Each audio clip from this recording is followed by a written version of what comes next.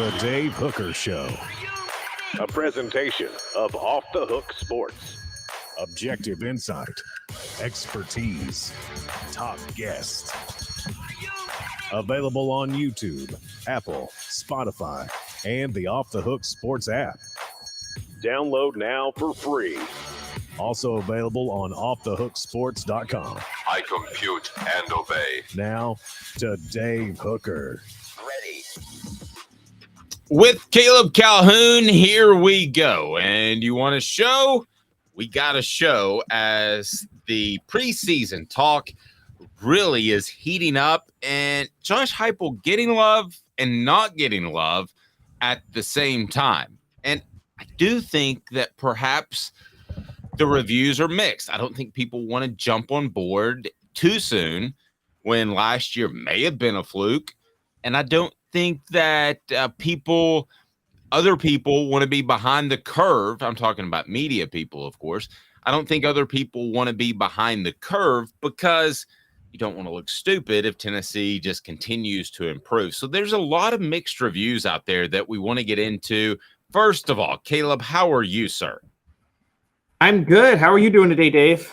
Never better. Day 2 back from vacation, so I'm definitely ready to go. Yesterday wasn't pretty. First day back in the gym in like 10 days. It wasn't great, Caleb. You lose your win. That's the first thing. After that third set, I felt like I needed to take a nap. So we've got a lot to get to. Josh Heupel, 7th best among head coaches against top 25 teams, and a Georgia player says Neyland Stadium is actually better than Sanford Stadium. That was a big topic of discussion before the Georgia game. Also, where does Tennessee rank in Phil Steele's preseason top 25? Where will the Vols be ranked in the preseason according to me and Caleb Calhoun? Nico, by the way, getting some praise as well. I've never heard of a backup quarterback talked about this much in my entire career. That's good, but I think it's best off if Joe Milton plays well and Nico's not needed. Also, the Vols projected to be favorites in fewer than 9 games in 2023. 5 teams projected to be favorites in every game. So we'll get to that. That's according to Brett McMurphy. So here we go. Let's start right now with a surprising list, and it'll lead us to 4 downs. It's current Power 5 head coaches, the best and worst against the top 25. So we've got one Josh Heupel coming in at number 7. He is 8-7 against top 25 team. That's a 53% winning percentage. Pretty good. Did it surprise you at all that Josh Heupel is on this list as 7th best in the nation? You win 50% of your games against top 25. You're in pretty good company. We'll get to the others that rank ahead of Heupel and behind him. But what did you think of Josh Heupel being number 7? It's one of those stats that you kind of know, but you don't really know. I think that's pretty strong considering he was at UCF and that he's rebuilding at Tennessee. What were your thoughts on that? This genuinely shocked me, honestly. It largely shocked me because I didn't realize he had coached so many games against top 25 teams. Now, if you go down the list, the other coaches have coached a lot more games against the top 25 because most of them have been coaching at the Power 5 level for a lot longer. But Josh Heupel, I mean, Dave, I couldn't think of 15 games he would have coached against the top 25. So for him to have 8 wins against them is really, really impressive. And again, 8-7 is, I did not see, there's only one of 9 coaches with winning records against the top 25 right now. And Josh Heupel is on that list. That's just something that, I mean, genuinely, I did not expect to see.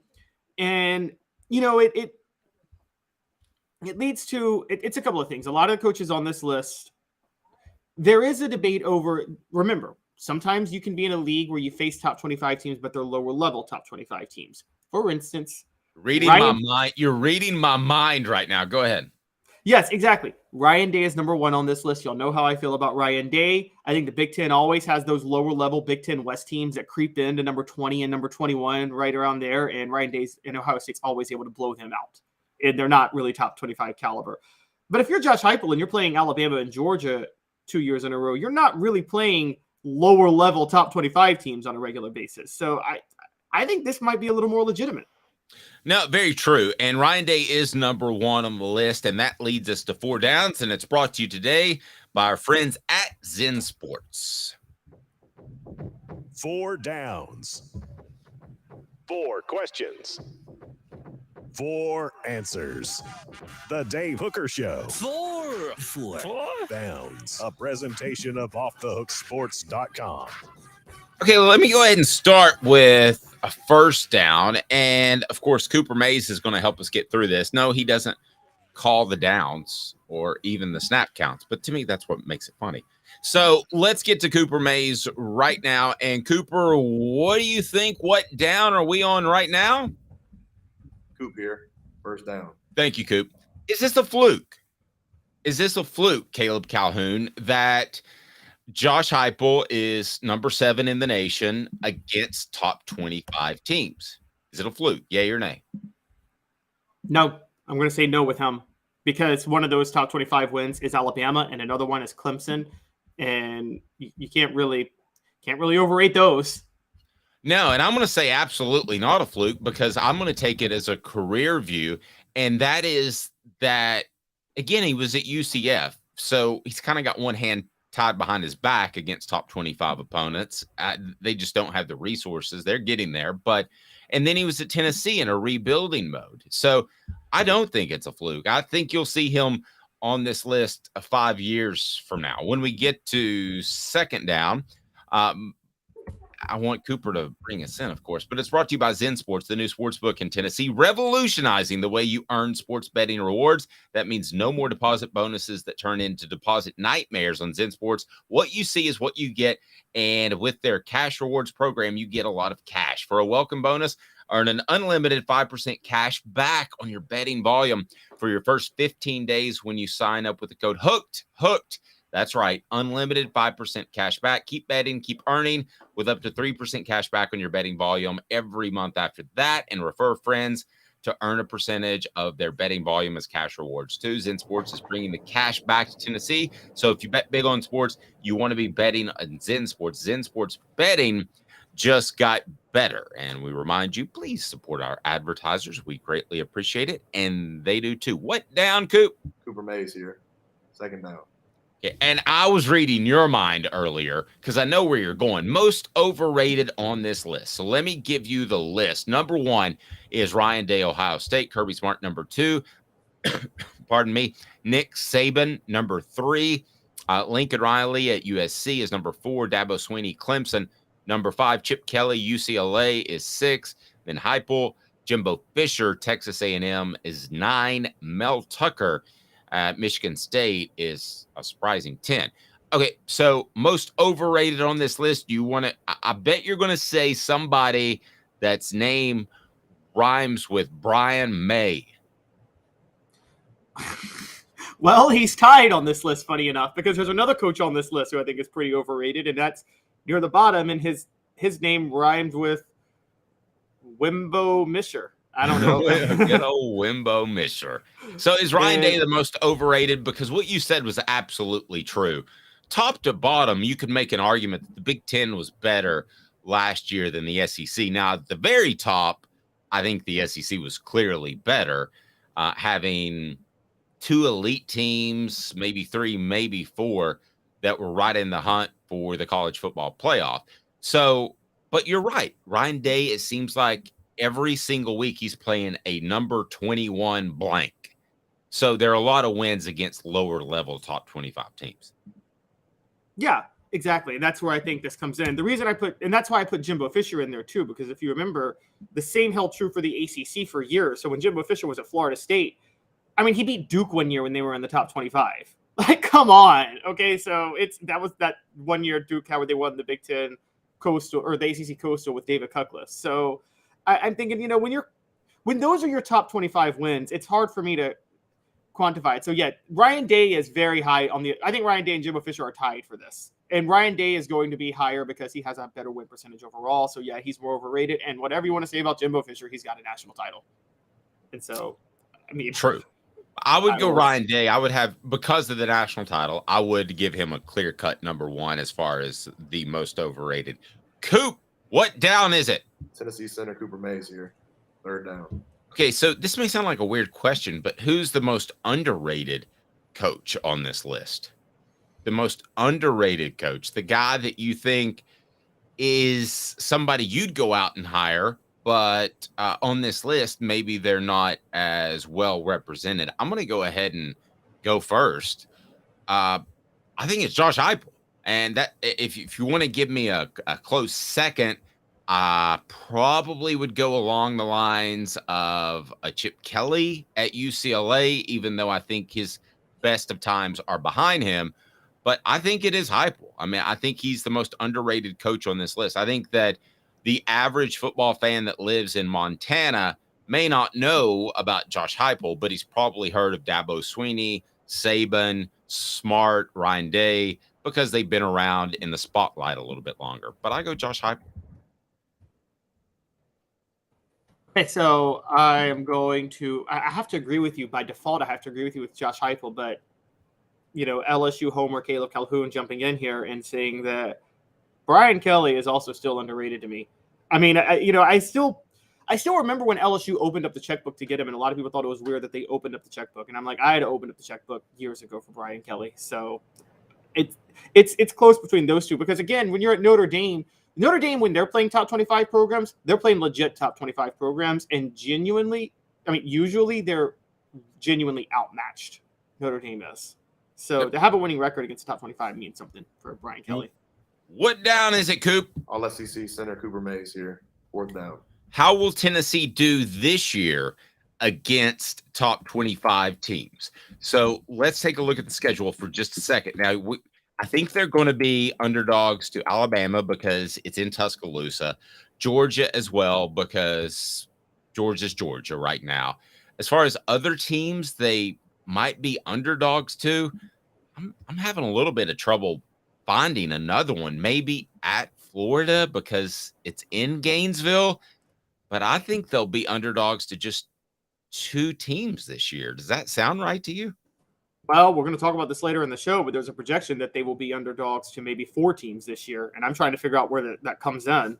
But as far as top 25 teams are facing, yeah, Florida will probably be in the top 25 by default. Georgia will be in there. Alabama will be in there. I think South Carolina will be in there too because of how they finished the season. And then there's Texas A&M and Kentucky. So, I mean, I think you're looking at Florida, South Carolina, Texas A&M, Alabama, Kentucky, and Georgia. I think you're looking at 6 teams that Tennessee plays that could be top 25 teams this year. And if all those 6 are in there, I think they're beating Florida. I am pretty positive they're beating South Carolina and Texas A&M. So, I think they go 4-2 this year versus top 25. I could see that. We'll get into that a little bit more. As far as the 2 teams will be underdogs to, I think Alabama's a coin flip because it's in Tuscaloosa and it's a revenge game, and Georgia is Georgia. So right now, Travis says Brian Kelly is overrated. That's a clear shot at Caleb Calhoun. So we're going to post that at the top of the list. The top comment today, so fill them in there, will receive a Hooker t-shirt for Hendon or Dave or my son Trammell, whatever you choose.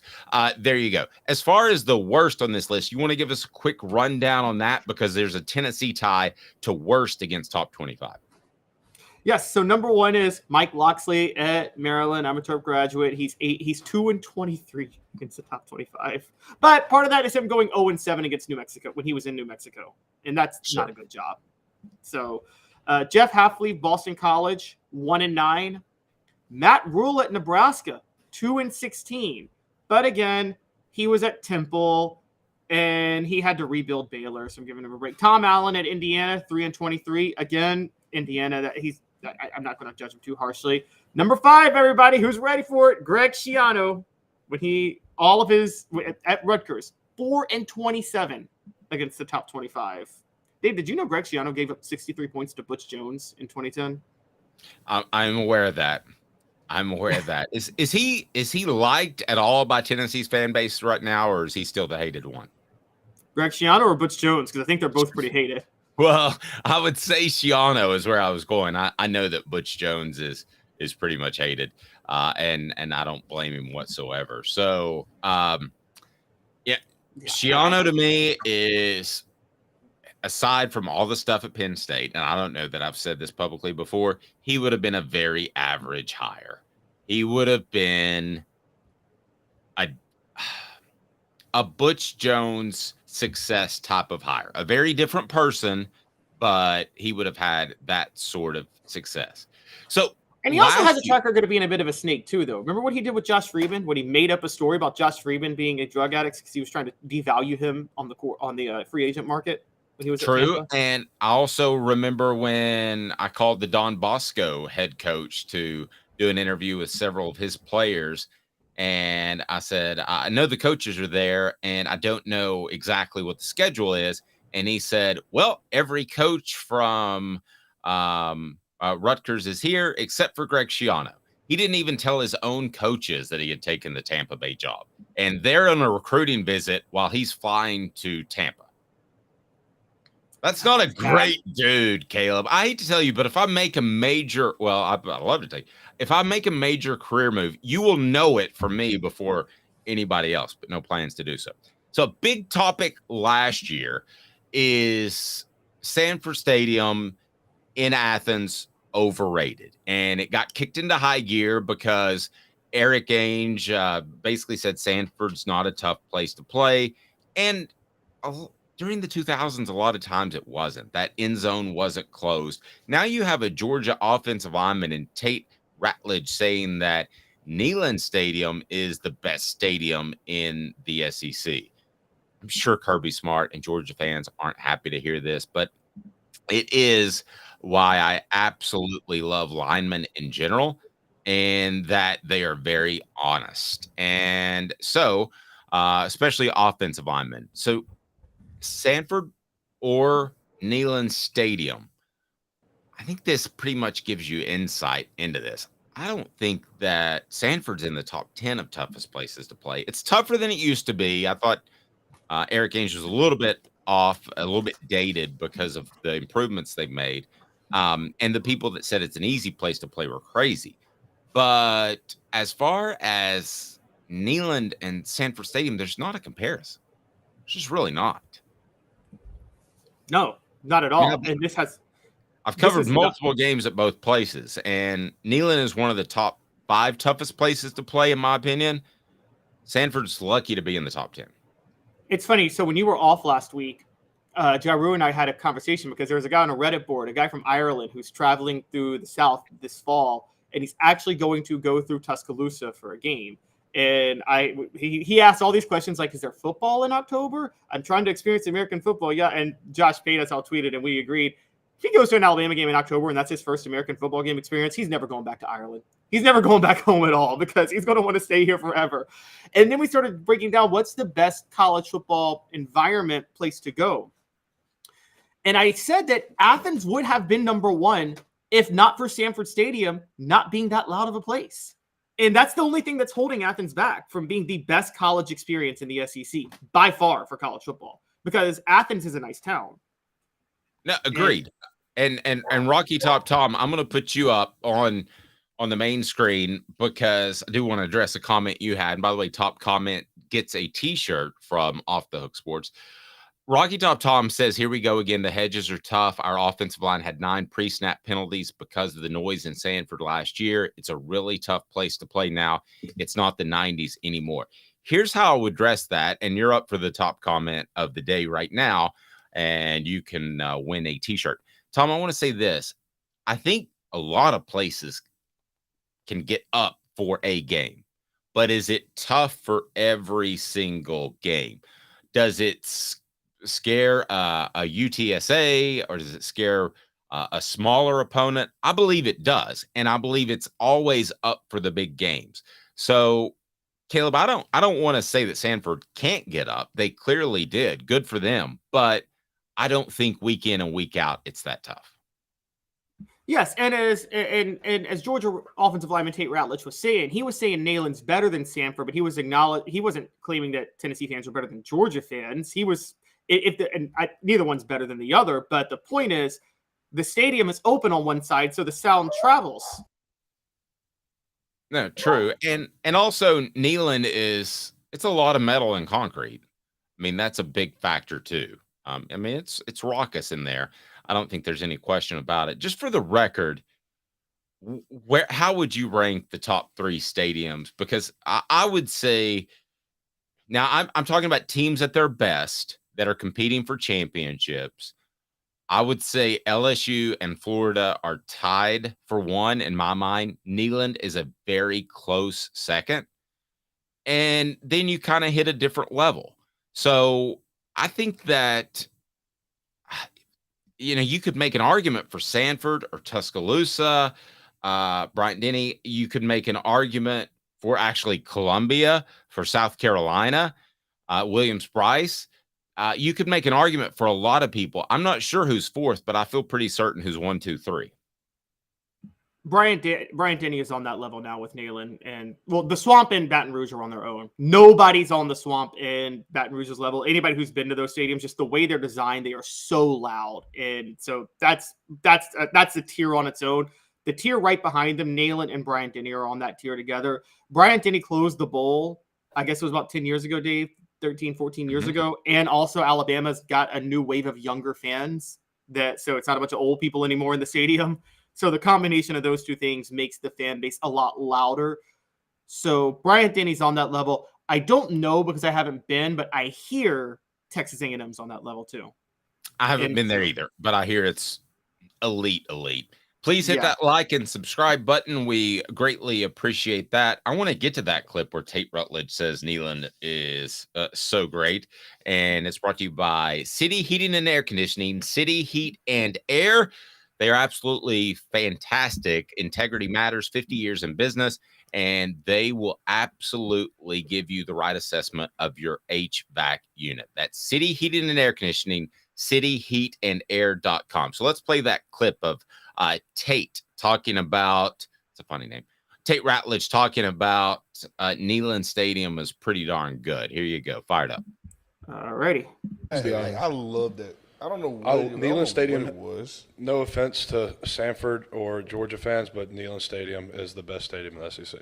I disagree with that. 112,000. Forget the numbers. And it's a bowl. Yeah, but I'm gonna be honest. On the river. Sanford when we played Tennessee was definitely louder than when we played at Tennessee. Imagine if our fans were in that stadium, though, how loud it would have gotten. I love that. I don't know. Neyland Stadium. Wow, that's a lot of love for Neyland Stadium. 112,000. They don't even seat that many, but Tate Rutledge apparently likes Neyland Stadium. And also, there's a giant flaw in comparing how loud Tennessee fans were in 2021 when Georgia went to Knoxville and blew them out of the waters versus how loud Georgia fans were last year when they were beating Tennessee. If Tennessee was in that game with Georgia in 2021 or in the game with Georgia, if they're in the game with Georgia this year, trust me, Neyland Stadium will be much louder than Sanford Stadium will at that point. So it depends on that. I think that's a lot. Georgia and Alabama fans have Alabama players not last year, but Alabama players before last year and Georgia players still have a skewed version of Neyland Stadium because it doesn't get that loud. It wasn't getting that loud over time because they were blowing out Tennessee by the end of the first quarter usually. And so absolutely agree. How about some Josh Ward up next? Please click that like button and subscribe. We greatly appreciate that. If you haven't already, got a lot of great things coming up. The Spencer Riley Celebrate 98 episode is up, and he might be one of the funniest men in East Tennessee. I'm just going to go ahead and tell you that. If you haven't watched that yet, you don't remember Spencer Riley, he was a center that was as quotable as they get. Absolutely fantastic. All right, so we'll be back in exactly 2 minutes, and Josh Ward will join us.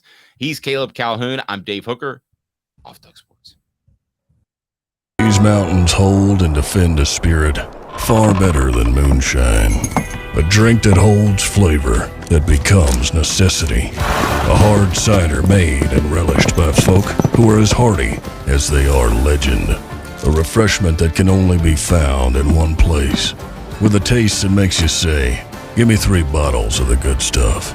Tennessee Cider Company, where necessity can be found. Family has been creating jewelry since 1986, each piece unique, with a story all its own. I'm Rick Terry with Rick Terry Jewelry Designs. I'm a jeweler, and I want to be your jeweler.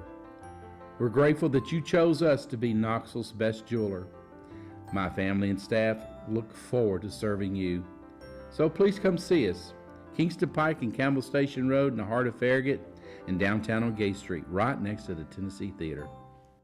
Hi, Mike Davis here with City Heating and Air, reminding you to always dare to compare. Our team provides quality local heating and air service, installation, and maintenance across East Tennessee. We use only the best equipment like American Standard heating and air conditioning for your residential, new construction, or commercial needs. Honesty, dependability, and customer satisfaction have been the cornerstones of our business since 1961. City Heat and Air. Dare to compare. With all that sun, sand, and salt water, the beach is a very relaxing place. Unless you wear contacts. Ow! Open your eyes to the best the beach has to offer with LASIK vision correction from Campbell Cunningham Laser Center. Ah. Do you want to own the more that owns every job? Then get to Vassey Lawn and Garden in Cleveland and get you a Toro. I'm David Vassey, here to talk to you about Toro.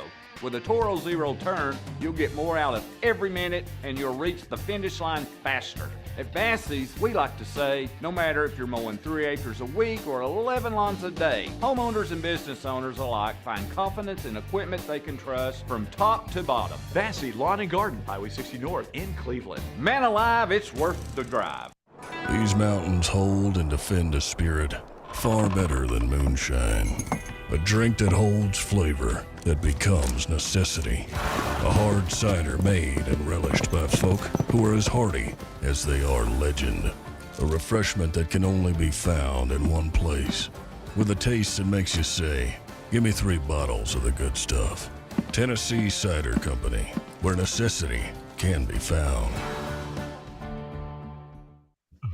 Who's this guy? Hello, wizard. The Dave Hooker Show. Ooh. A presentation of Off the Hook Sports. What? YouTube, Apple, Spotify, and the free Off the Hook Sports app. Back to Dave Hooker. With Caleb Calhoun and our Thursday guest, it is Josh Ward, the one, the only. You can hear him on the Sports Animal from noon to 3. Does a fantastic job and pretty good cat as well. Josh Ward, how are you, sir? Doing great. Great to be with you guys. Yeah, we certainly do appreciate it. And Josh, we were digging into a couple of different things, and one is very relevant to you in that you recently had Phil Steele on, and I read some of the quotes. Somebody aggregated part of the quotes, and he seemed very, very high on Tennessee. So, and that they would challenge Georgia. So let me set you up, share what Phil Steele said, and then I want to share where he has Tennessee ranked because they seem to conflict a little bit. But if you could first start with what Phil Steele said. Yeah, he does expect Tennessee to contend in the SEC East. Now, contend and win are two different things. But last year, Phil was very high on Tennessee's offense. He began the conversation by pointing out that he predicted 45 points a game for Tennessee a year ago and ended up being short of how good Tennessee's offense was. But he's high on Tennessee, the depth of the offense, especially at wide receiver. Part of that because of the arrival of Dante Thornton. Because when you hear, wait a minute, depth at receiver, don't they have to replace the Biletnikoff Award winner in Jalen Hyatt and then Cedric Tillman, who may have been their best wide receiver on the team, especially over the last 2 years, both of those guys off to the NFL. But the arrival of Dante Thornton has generated buzz, and that's not necessarily news to Tennessee fans, but Phil, he tries to talk to every coach of every team, and he actually ended up talking to Joey Halzle instead of Josh Heupel, but Halzle's the new offensive coordinator and has been the quarterback's coach, and I think from that conversation, Phil drew that, okay, Dante Thornton's probably going to play an important role in this offense, so Phil is again expecting a lot of points. But within the schedule, Texas A&M is his biggest surprise team, and that might be one reason that while he expects Tennessee to contend in the East and maybe be number 2 to Georgia, he doesn't have Tennessee beating Georgia out to win the SEC East. So he has Tennessee 19 in his preseason rankings. I mean, to me, challenging the preeminent program right now in college football, I would think they'd be at least more around 10. you may have known that, you may not. But does that surprise you? Did that surprise you? So when we talked to him last week, I did not know Tennessee's ranking yet in the magazine. And not seen a copy yet. So, yeah, that surprised me based on the conversation we had about what he expects out of Tennessee, because if Tennessee finishes 19th and that let's say that's at the end of the regular season, that is likely 8-4. So Tennessee would have gone 4-4 in conference, we'll assume, because I'm going to give Tennessee a win against Virginia and the other 3 non-conference opponents. So if Tennessee goes 4-4 in the SEC, that means they've suffered a couple of losses against teams that right now fans are saying we better beat those teams. One could be Texas A&M, which would be disappointing but not be stunning. But then that means somebody else in the East, Florida, South Carolina, Kentucky, Missouri on the road. None of those games are games that I'm hearing Tennessee fans right now talk about losing. So that would be really disappointing in a number of ways if that's how it plays out, aside from injuries blowing up the season. Sure. And I mean, I guess that could happen, but I was that's surprised. Not part of the prediction here. Yeah. Yeah, I was really surprised to see 19. Just coincidentally, I read somebody that aggregated your interview and then saw the 19 like within an hour. So anyway, Caleb, go right ahead. Yeah, Josh, it's funny you bring that up because I was paying attention. I've been following Phil Steele for 20 years now. And the only time I ever remember him getting Tennessee like dead wrong was 2002, and you guys probably remember that year. He had them number 1, and then they finished 8-5. But that was like I still have not seen a team get wrecked by injuries like the 2002 Vols did. But he has had a pretty good read on Tennessee over the past 2 decades in terms of when other teams rate them high and he thinks they're overrated, he gets proven right, I guess, a lot of times. So how much of this is a concern given his track record of accuracy on Tennessee specifically since 2005? Well, a little bit. I'd like to go back and have a follow-up knowing the ranking after the fact, and maybe there wasn't as much thought put into the rankings as there was the team information, because his comments, and by the way, Phil knew that he was on the radio at Knoxville. He might have played up his compliments of the team, knowing that he was talking to listeners in Knoxville who are Tennessee fans. At the end of the conversation, he also said, though, hey, fans have to be happy. When I said, hey, you can go check out the magazine, he promoted where you can find it. And I said, hey, Phil, thanks. Always great to have you on the show each summer. And he, before saying goodbye, said fans have to be excited. So I think he has a genuine good feeling about Tennessee's football team and especially the offense. Again, to go back to Texas A&M, he is high on the Aggies, and that is a team on Tennessee's schedule.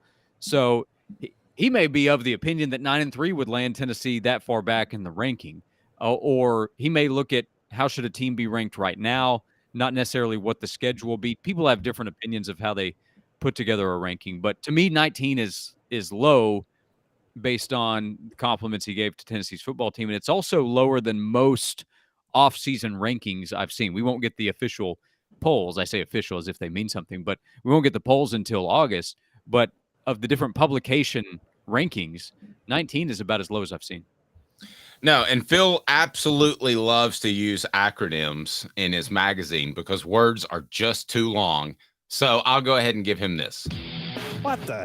What was he thinking? Release the hounds. The Dave Hooker Show. Keep cool. A presentation of OffTheHookSports.com.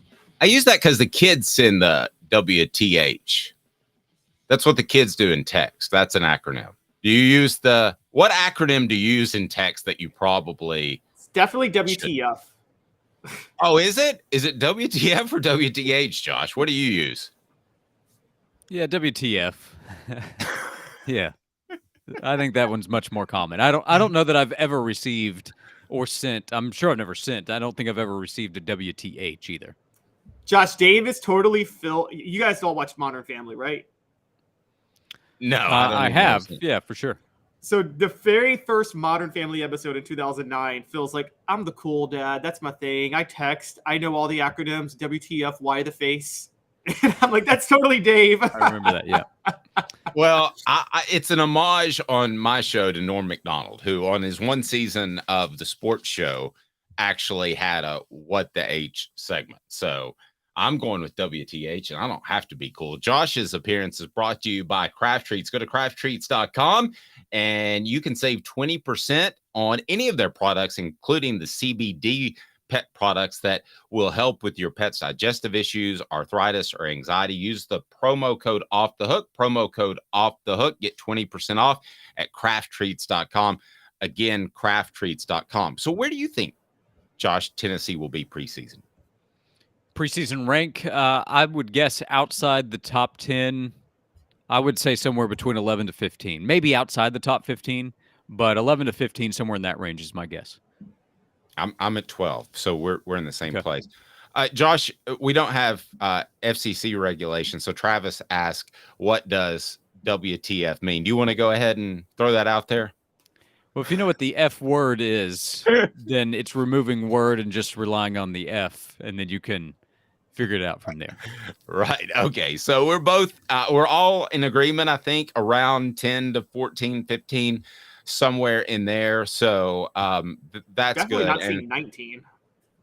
No, I just don't see 19 in preseason rankings. And if Tennessee finishes at 19th this year, I think with what Josh said, it will be a massive disappointment. Okay. And I will add that Tennessee's in a position from a pollster standpoint, those that are going to be voting on it, because it's just a collection of that. How many points can you accumulate? Tennessee is still a program where I think a lot of people are asking, okay, are they really back? Or was that, okay, they found Hendon Hooker, who was great. They had a Biletnikoff Award winner. They had this offensive tackle. I don't know how much Darnell Wright gets factored in. Probably not as much as he should, in fact. Agreed.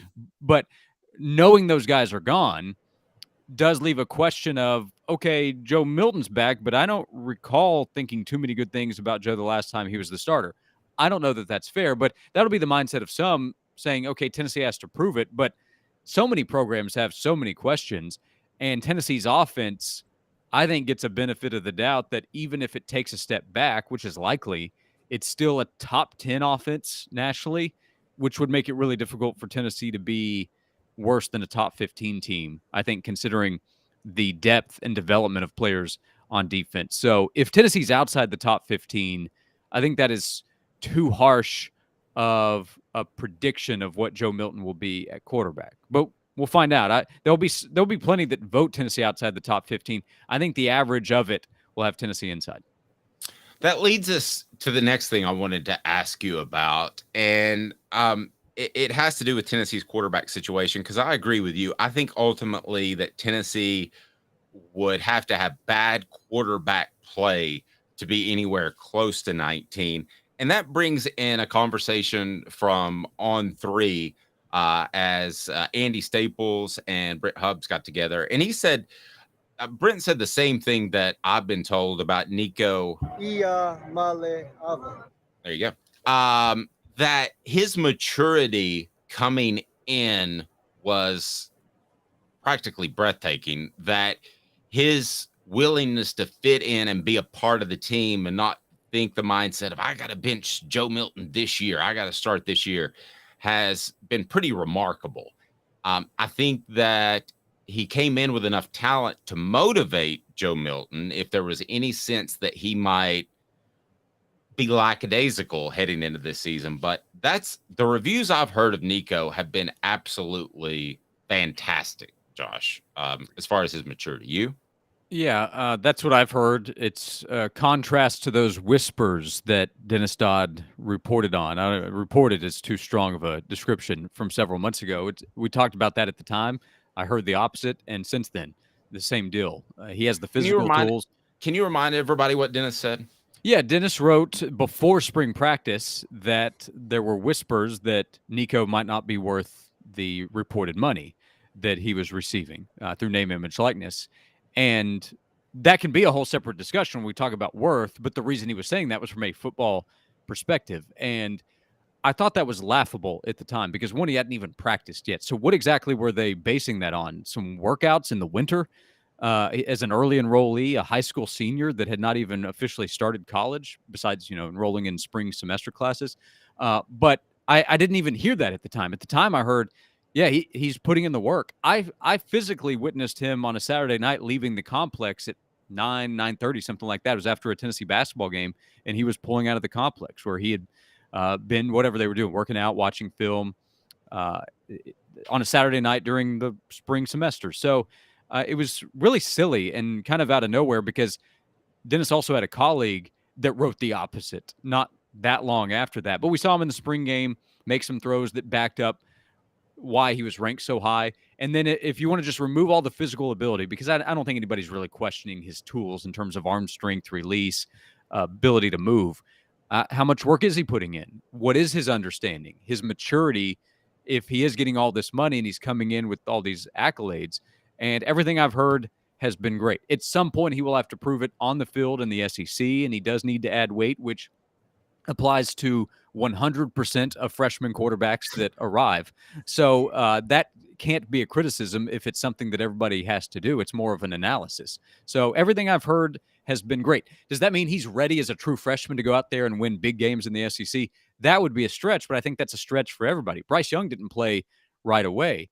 CJ Stroud didn't play right away, and they went 1-2 in the NFL draft 2 years later. So everything I've heard about Nico has been great, and some of the things I've heard has been better than expected with the expectations already sky high. Most important question, what was Nico driving? It was a sport utility vehicle. Was it? What brand? As Phil from Modern Family would say, an SUV. SUV, very, very good. Very good catchback. So what brand was it? Like a Hummer? No, I don't. Well, I mean, it was nighttime, so I didn't pay attention to who drives a Hummer anymore. What year? But it wasn't anything guys fancy, that make. But it was guys that make $8 million. Book. It was just a normal car.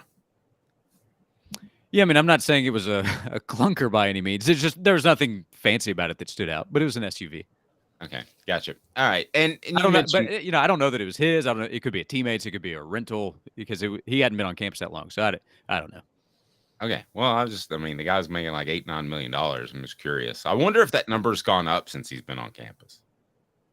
Yes, yeah. That's the other thing is we had the old days of if we saw an athlete driving a car, it'd raise eyebrows like, oh, wonder how he got that. That's old. Yeah, that's old news. That doesn't happen anymore. No, and real quick, Caleb, I know you got something, but I remember one reporter, and I'll tell you off the air who this is, Josh, but he would threaten coaches with, hey, I'll just go around and get license plates of the cars and where the players park if he didn't get his way. Might rhyme with ifeth. There you go. So go ahead, Caleb.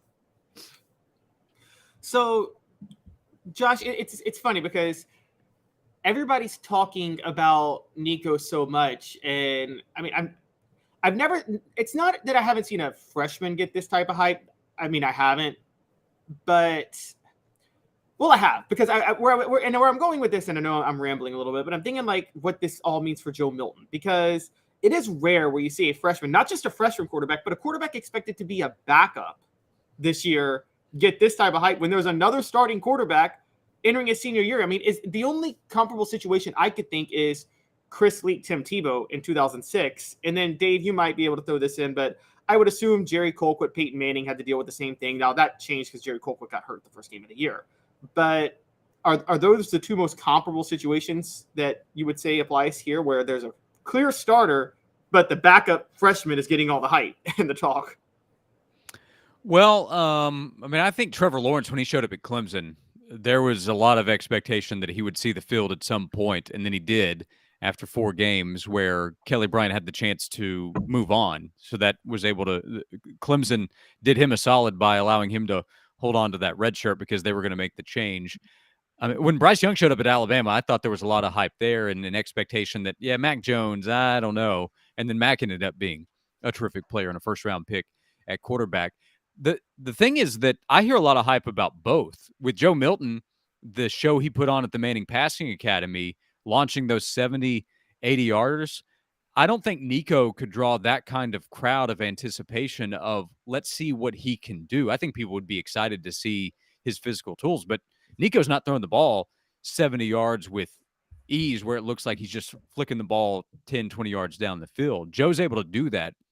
So those videos have created all kinds of hype and attention around Joe. I think from what I've seen with Tennessee fans, there is excitement and hope that Joe is able to continue what they saw from the win against Clemson and tap into all this potential that has been talked about for 2 years and unleash it in this Tennessee offense this upcoming fall. And then it will be Nico's time. But right now, I don't have too many Tennessee fans say to me, hey, I think Nico's going to take over. I don't think Joe's going to get it done. There are some that have that opinion, and I have heard that. But more often I hear Joe's got it now. This is Joe's offense. He's going to be great.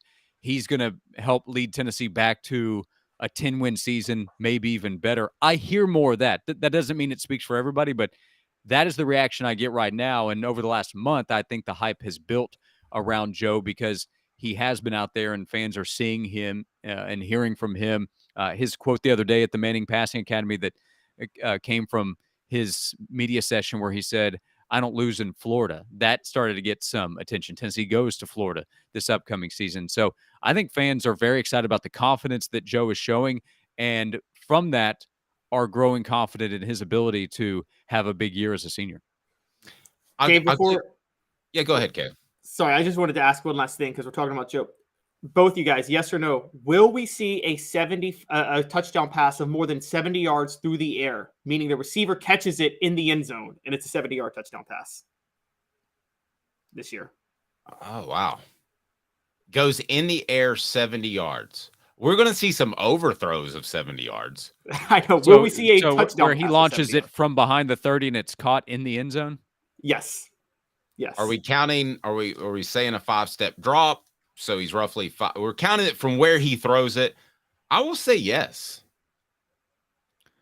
I will say no from the line of scrimmage to where the ball is caught 70 plus. I'll say no. He might have a 70 plus yard touchdown, but I'm going to say that's going to include the yak.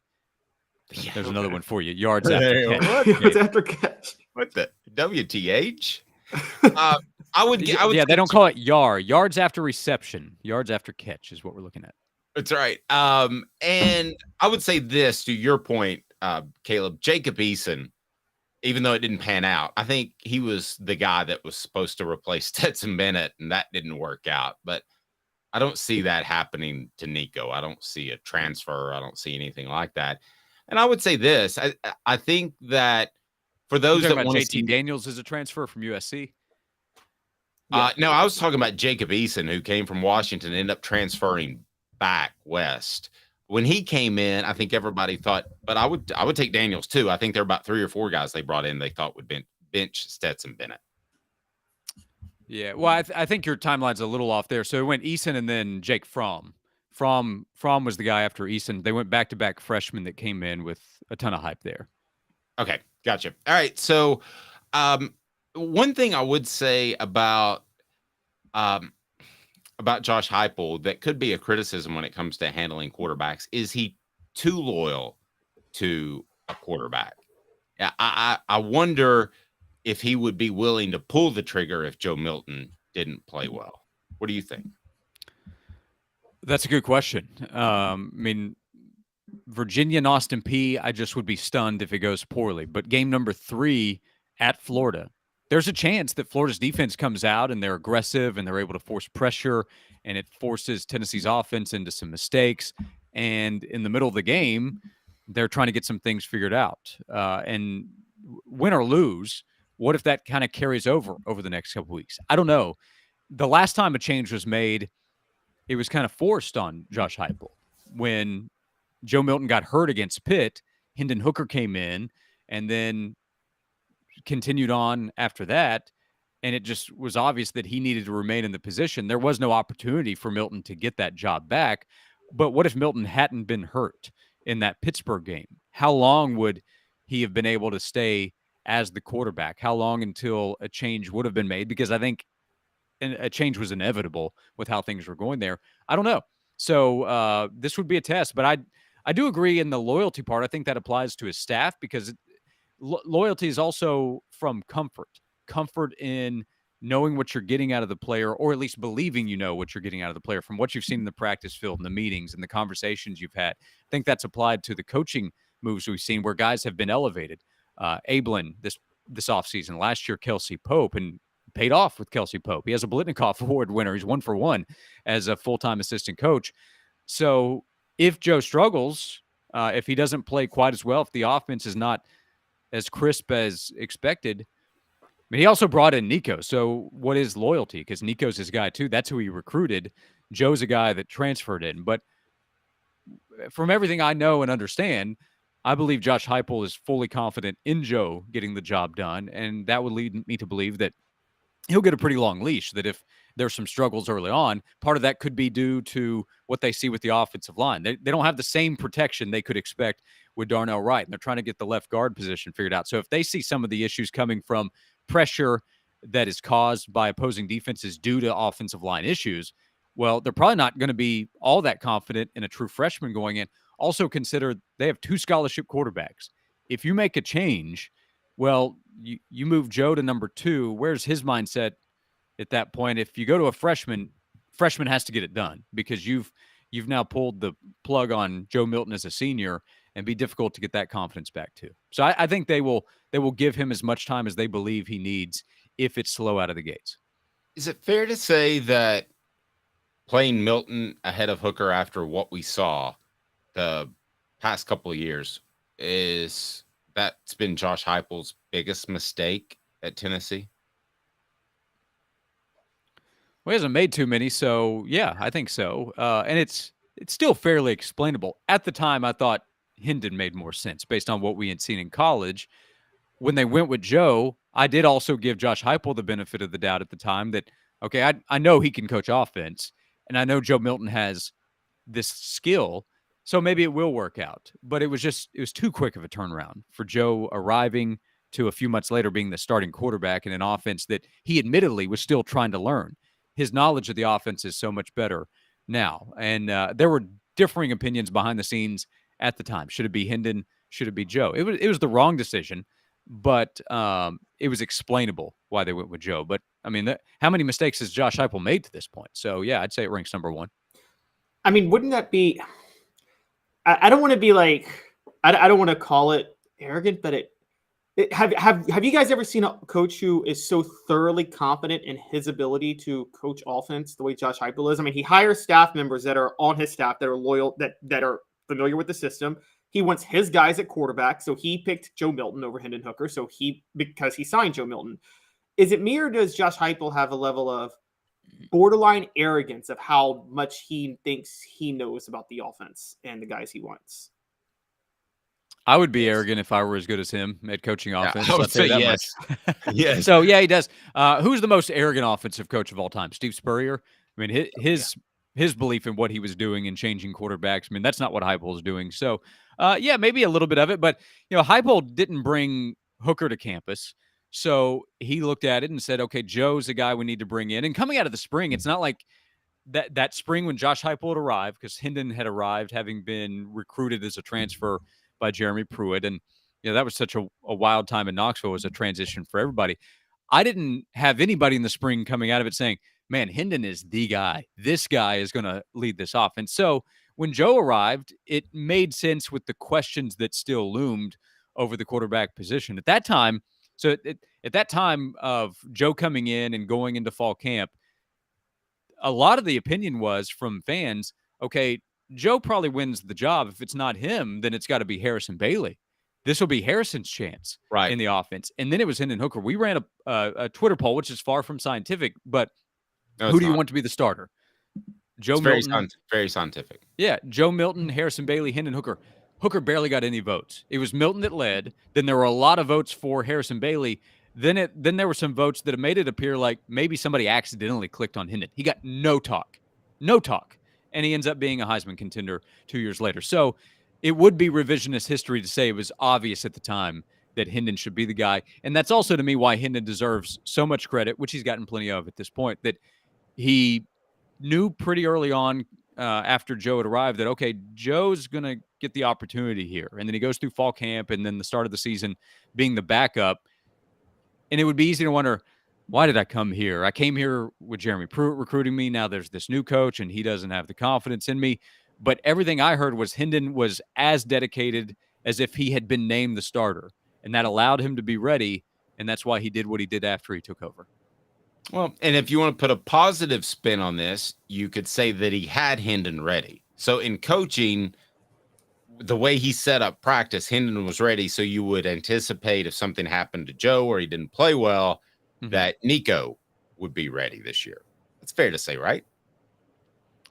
Yeah, sure. I mean, I've never heard any ill will from Hendon Hooker about how it was handled by Josh Heupel. So, yeah, I mean, it was obviously a mistake based on what we've seen from Hendon Hooker and how things started out with Joe Milton. But it was not an egregious mistake, and it's on a short list of mistakes that Josh Heupel has been made. And, yeah, absolutely. When Hendon went out there, he did some good things against Pitt. He had that interception that he threw late. No blame at all. I mean, again, he hadn't been getting the first-team reps. So, it all worked out. It all worked out, and eventually a change would have been made, I believe. How long? Tennessee's thankful that it won't have to know, and now the hope is that what Joe understands now will pay off for him, and part of that comes from learning from Hendon Hooker. Josh, great stuff as always. Noon to 3 on the Sports Animal. What the H, what the F. We got to the bottom of that, and what Nico drives. So I thought it was a very productive session. I don't have anything else to add from an acronym standpoint. Had a great time and enjoyed it, guys. I agree. CYA. See you later. That's actually something else. Oh, that totally means something else. So since we talked about Norm Macdonald, his best bit is what's with the acronym ID? It feels like the D's carrying most of the weight. Sorry. That could be. If you think about it, dentification, it's got the whole thing. My favorite from Norm is chairman of the board when he was just ripping on Carrot Top's movie as a guest with Conan, I believe. Oh, yeah. Remember that one? B-O-R-E-D. Chairman of the board, do something with that. Is it spelled B-O-R-E-D? Yeah. And it was the actress that was going to be on the movie. So it just completely tore it apart, but probably gave it more pub than it deserved, because if you check out the Rotten Tomatoes, Norm's prediction was spot on. Yeah, agreed. I'm going to get us demonetized, but D carrying most of the weight is all I'm thinking of right now. It means something totally different. Sorry, That's like guys. 9 letters. All right, Josh, great stuff. You got to see. Did you get my email, by the way? I did. Did you have time to read a book on the weekend? As a father of 3 small children, assume it's a rhetorical question. You're going to wait for the audio version. Well, if you're one of my beta readers, you get a free copy of the book, which I'm sure you can't wait for. It'll be a Merry Christmas for all. Josh, I'll give your kids a book, and I'll even sign it. How many pictures? Pictures in the book? That's actually what we're struggling with right now. So thank you, Josh, for bringing that up. Yeah. He's fantastic. Noon to 3 on the Sports Animal at Josh_Ward. Follow him. Great follow. Thank you, Josh. Thanks, guys. Thanks, Josh. Josh. Yeah. And you got to start reading too, Caleb. Well, you're a beta reader. You just sent it to me yesterday. Well, I mean, you should be It's a book that is going to be coming out in a couple of weeks. I haven't said anything publicly about it, but it's Celebrate 98, The Untold Stories of the National Championship 1998 Tennessee Volunteers. And there's, I think, some good stuff in there because of the people I interviewed. Not that I'm a great writer, but excited about that. And Josh and Caleb both just promised publicly that they'll get their proofing of it done by Sunday night. Hey, Dave. Yes. Question. Yes. You covered him. Who was more confident and arrogant in what they were doing? Lane Kiffin is 1 year at Tennessee, or Josh Heupel now? That's good stuff. I'll answer that question in exactly 2 minutes with Caleb Calhoun. I'm Dave Booker. And Craving Wings South North Shore location, where we've heard people say that you can get the best wings in East Tennessee. Pero ¿quién es este? El número 87, Jacob Warren. I'll just do 6 of my sauce 87, please. Imposible, señorita. Dale 6 más. Look at these wings. Perfectas, deliciosas, fantásticas. Man, I don't know what you're saying, but it sounds awesome. How do you say fresh, never frozen in Spanish? Frescas, nunca congeladas. Make your way to Craving Wings and get you 6 más. But what was funny about Kate is we were a full continuum of care at that time. We had detox, we had inpatient, we had outpatient. So we were doing a lot of the things that we do now. but now we just do them so much better. It's really a simple program, but we're complicated people. I am what I am, and now I got to do something about it. You can take your life back. Call Cadis today. Got cataracts? We can fix that. Never miss another moment. With a little help from Doctors Campbell, Cunningham, Taylor, and Hahn at cctis.com. Do you want to own the more that owns every job? Then get to Vassey Lawn and Garden in Cleveland and get you a Toro. I'm David Vassey, here to talk to you about Toro. With a Toro Zero Turn, you'll get more out of every minute and you'll reach the finish line faster. At Vassey's, we like to say, no matter if you're mowing 3 acres a week or 11 lawns a day, homeowners and business owners alike find confidence in equipment they can trust from top to bottom. Vassey Lawn and Garden, Highway 60 North in Cleveland. Man alive, it's worth the drive. Our family has been creating jewelry since 1986, each piece unique with a story all its own. I'm Rick Terry with Rick Terry Jewelry Designs. I'm a jeweler, and I want to be your jeweler. We're grateful that you chose us to be Knoxville's best jeweler. My family and staff look forward to serving you. So please come see us. Kingston Pike and Campbell Station Road in the heart of Farragut and downtown on Gay Street, right next to the Tennessee Theater. You're listening to The Dave Hooker Show, a presentation of OffTheHookSports.com. The internet is full of pictures of each and every one of you. Available on YouTube, Apple, Spotify, and the Off the Hook Sports app. Download now for free. Is there nothing you people can't do? Also available on OffTheHookSports.com. As far as most arrogant / cocky / confident, you asked the question, was it Lane Kiffin in his 1 year at Tennessee or Josh Heupel now? And I think cockiness has a bad connotation, so I'm going to say confident. I actually think it was Lane Kiffin. I think he was more confident in what he was going to do and build Tennessee into than Josh Heupel, because I think Josh Heupel has had the realization that things didn't go fantastic at Oklahoma, Caleb, for him. And when you get a little bit of comeuppance, that affects you. Lane Kiffin got comeuppance with the Raiders, but his response was basically the owner's an idiot. So he didn't learn anything from that. I think Josh Heupel, which you pointed out, changed his offense significantly. So to me, that would be the determining factor. Lane walked in thinking he was going to win multiple national championships. Yeah, and that first year, I remember he was proven right on some things. I mean, Lane Kiffin was he was on an island sticking with Jonathan Crompton through the first 5 or 6 games, and he knew that he could turn Jonathan Crompton around, and he did. I mean, look, that's Dave. You were covering the team. Did anybody think Jonathan Crompton was going to have that renaissance second half of the season when you were covering him throughout the first 5 games? I was close to the Crompton family, so I hoped. Did I think it? No, I can't say that I thought it.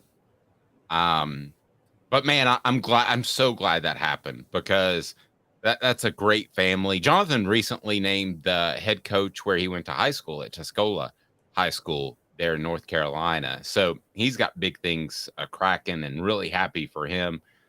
But I can't say that I thought that was going to happen.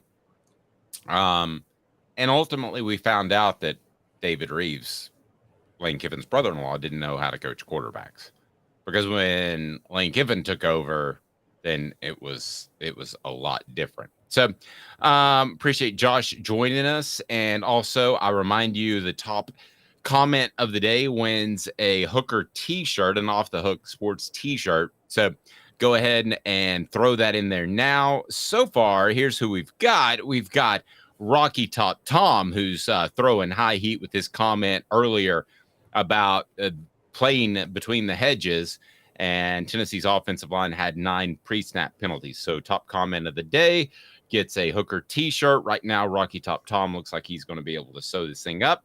So I'll put my email here, and you can get on board. What did you think of Jonathan Crompton, the second half of that season? Were you completely stunned, or just kind of surprised that Crompton was able to pull it out.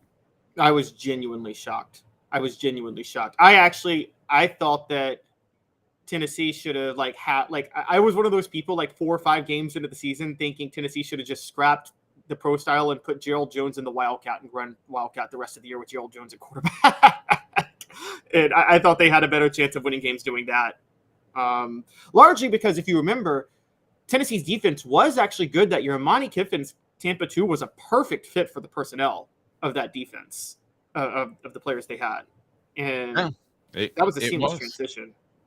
No, completely agree. Now, getting back on topic a little bit, we've got Tennessee and projected to be favorites in fewer than 9 games in 2023. This, according to Brett McMurphy. Give me the breakdown here, because it surprises me a little bit in terms of where people are viewing Tennessee. We talked about Phil Steele earlier and this now. What do you think, Caleb? Yeah, so Brett McMurphy of the Action Network reports on Colin Wilson, who also is of Action Network, and his power ratings and the way he projects out the season. And based on these projections, he's named the teams that will be projected to win all 12 of their regular season games, 11 of their 12, 10 of their 12, and 9 of their 12. And now, to be fair, let me start with this. If you're projected if it's projected to be a pick, then it's not a win. So it could be that for Tennessee. But as far as we are seeing right now, Tennessee is not projected to be favored in more than 8 games this year. Now, I'm having a really hard time seeing it. And if the season, if everything went as Vegas projected, Alabama, Georgia, Louisville, Michigan, and Washington would be favored in every single game they play this year. Yes, Louisville's on that list. Is going to be favored in every single game they play this year. So I look at that and I think, well, if everything goes as projected, where would Tennessee be an underdog outside of Alabama and Georgia, unless you consider Florida and Texas A&M pick'ems? Okay, I'm going to make an argument, for them to be underdogs in 4 games. I'm not saying I believe it, but I'm kind of playing devil's advocate here. So let's start with, as you mentioned, Alabama and Georgia. They're going to be underdogs, I believe, in both of those games because the Alabama game is in Tuscaloosa. I actually think that'll be a surprisingly high number. I think it might be 7 or 8. But as far as Georgia, I think they'll be underdogs there because Georgia's Georgia right now. Let me make an argument for 2 more and tell me if this is a reach. At Florida, you're playing at Florida, so I think that's a factor. Let's remember this about Florida, too. They're going to play at Utah and McNeese before Tennessee. So, I mean, Utah could beat them. So I don't see that Florida will be ranked, but I'm going to make an argument. They beat Utah, and that's a big win, and they're not ranked, favorites, I meant to say, and they're favorites in the Swamp. So I'll make that argument. The other argument I guess I would make would be Texas A&M. Bobby Petrino comes in, cleans a lot of things up, and Texas A&M looks really solid for the first half of the season. And, man, I'm having trouble making this argument even because it is in Neyland Stadium. But that would be my argument. So let's say Tennessee slips up, maybe, against Florida, plays average against South Carolina, which I don't think will happen. Possibly an underdog to Texas A&M, but I'm really, really stretching to even get to 4, Caleb. Yeah, and let's not forget that Texas A&M, before playing Tennessee, has to visit Miami, has to host Auburn, play Arkansas at a neutral site, and then host Alabama. Like, given their record, are we sure that Vegas isn't going to react to them losing maybe 2 of those games? And I'll give you one that I thought of, more likely than both. And I'm looking at it now. There's a good chance they're underdogs at Kentucky. And let me break down why real quick. So Florida will be Tennessee is going to be favored in their first 2 games, right? They're going to be favored against Virginia and Austin Peay. So they'll be 2-0. Say that Vegas goes as expected. Florida's going to be an underdog at Utah. We agree on that? Yes. Okay, so Florida loses to Utah and beats McNeese, they're 1-1. Tennessee's 2-0. Tennessee was already higher ranked to start the year. So I think Florida might be an underdog to host Tennessee. They lose that game, they're 1-2. They beat Charlotte, they're 2-2. Then they go visit Kentucky. They're 2-2 visiting Kentucky, who at that moment is going to be 4-0 because they're going to be favored against Ball State, Eastern Kentucky, Akron, and Vanderbilt to start the year. So I think Kentucky will be favored over Florida. And so they'll be favored to start 5-0. They'll be underdogs to Georgia to be 5-1, and then they'll be favored over Missouri. So Kentucky's going to be favored based on the games. They'll be 6-1 based on when they'll be favored before they play Tennessee, and they'll be coming off a bye. And so I think Vegas might actually favor Kentucky when Tennessee visits them this year. Here's the other thing to remember, though. If we're reaching a little bit with Texas A&M, or I'm sorry, Kentucky, excuse me. If I think do you really think that Tennessee's going to be an underdog at Kentucky, or are we playing devil's advocate still? Well, okay, so Kentucky's 6-1 coming off the bye if everything goes as favorites. Tennessee, meanwhile, is probably 6-1 too coming off a bye because not coming off a bye, just 6-1 too because they but they will have visited Alabama the week before and may have lost. Now, I will say this. We're saying all of this, but to be fair, Vegas they don't react to things that were predicted. You know what I mean? Like, that's what the polls do. But Vegas stays relatively stable the whole time. So they're not going to get, on the other hand, when I say this, they're not going to get fooled by Florida losing to Utah and then say, oh, maybe we should favor Tennessee over Florida, even though we would have favored Florida. They're going to stick with what they were. Vegas is much more consistent in understanding of where teams are, not what they don't believe what your record says, which is why they're smarter than everybody else on this. Yeah, and see, I think Kentucky's going to get hammered at Georgia 2 weeks before, so that'll affect the number. The other thing that'll affect the number is Tennessee's fan base, and I'll tell you why. And it's brought to you by Andy Mason Group. Andy is, and his group are passionate, knowledgeable real estate agents with elite realty, about 40 years of experience. That's pretty awesome. And best prices, best service in the biz. That's pretty simple. So go ahead and make the right move for your next real estate transaction. Go to andymasonrealestate.com. That's andymasonrealestate.com. And the other reason that the numbers will be inflated against Tennessee and they might be an underdog is Knoxville and the Tennessee fan base is a huge gambling area, and they can shift the number by betting too much on Tennessee. And that's why we've seen the number move a couple of points. It seems like it happens once or twice a year. And we've seen that happen historically, Caleb. So those are my reasons playing devil's advocate that Tennessee could be even close to close to an underdog in 4 games. Yeah, and I've learned this a little bit with Vegas. They typically don't overreact when they're moving lines. Like, usually when they move a line, they think it's 2 reasons. One, they think, oh, we messed up this line when we said it. We need to move it. Or they're in the business of making money. So they're going to react to where if a bunch of people place a bet one way and they want to move the line a certain way just to guarantee their profit. And so, yeah, I think Vegas, I would assume that a bunch of Tennessee fans betting on Tennessee would move Vegas towards Tennessee, though, wouldn't it? Or do you think they take the gamble, move the line even further the other way, and say, "Hey, we're going to get a huge payout when they're proven wrong on this"? Yeah, I mean, I've just seen the number move at times, and I think that Tennessee is a huge gambling fan base. Travis says, "I'm going to bet $100 on every game where underdogs in with Zen Sports." Love it. Download the app. That's Zen Sports. And don't forget that promo code HOOKED. Use HOOKED. And you will get paybacks, and you can recommend it to other people as well. We greatly appreciate Zen Sports and all they do. So in the end, when we're having this conversation in mid-December, Tennessee will be an underdog in how many games? Will have been an underdog. I think Tennessee will have been an underdog, and I still think it's just 2 games. I think they're an underdog in 2, and then they're going to be a pick 'em at Florida. That's what I think. It's going to be a pick 'em at Florida, and then they're going to be an underdog with Alabama and Georgia. That's how I think this is going to work. No, I can roll with that. Rocky Top Tom wins our Shirt of the Day contest. Top comment on YouTube. We want you to like and subscribe. We greatly appreciate that. Top comment each and every day will get a Off the Hook Sports t-shirt, so we'll gladly hook you up with that. And Dan leaves us with this, which is pretty good. Lane Kiffin is a legend in his own mind.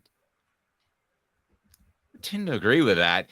He's Caleb Calhoun. I'm Dave Hooker. 10 o'clock Eastern, live on wherever you stream and or podcast. And we greatly appreciate you downloading the app. And don't forget, Spencer Riley up on the YouTube page. He's Caleb Calhoun. I'm Dave Hooker. It is, of course,